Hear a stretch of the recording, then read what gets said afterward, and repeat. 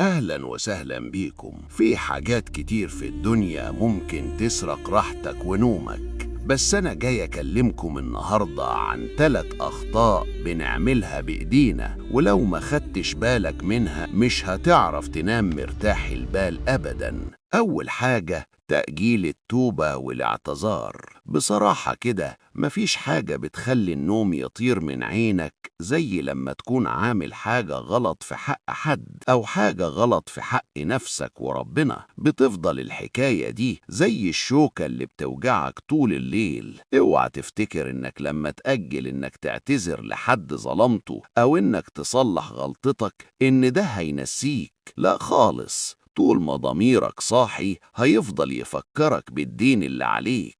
الحل بسيط، قوم دلوقتي واعتذر وخلص اللي عليك عشان تعرف تنام قرير العين. تاني حاجة إنك تحط سعادتك كلها في إيد الناس. دي غلطة عمر وبندفع تمنها غالي. لما بتخلي تقييمك لنفسك مرتبط بكلام الناس أو برضاهم عنك بتكون عامل زي واحد ماشي على قشر بيض. الناس مزاجها بيتغير كل يوم، مستحيل ترضي الكل. لو نجحت هيحسدوك، ولو وقعت هيشمتوا فيك. محدش مسؤول عن سعادتك غيرك انت وبس. ركز على اللي يرضي ربنا ويرضيك، وساعتها رأي الناس مش هيفرق معاك في حاجة. تالت حاجة إنك تشتري حاجات مش محتاجها. في ناس كتير بتشتري عربيات غالية أو بتلبس براندات عشان تحس إنها مهمة. ده كله تمثيل. الحاجات دي مش بتملى الفراغ اللي جواك. لو حاسس بنقص في علمك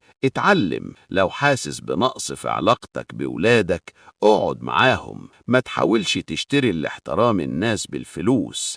الاحترام ده بيتجاب بالشخصية وبالمعاملة الكويسة وبالكلمة الطيبة. ما تصرفش تعبك كله على شوية شكل خارجي ملوش قيمة. الخلاصة اللي عايز أقولها لك، لو عايز تنام نومة مرتاحة فضي دماغك من الأخطاء دي. خلي حساباتك مع ربنا ومع ضميرك واضحة وصريحة. يا رب تكون النصيحة دي وصلت. لو الكلام ده عجبك ما تنساش تعمل متابعة وتشارك الفيديو مع أي حد بتحبه.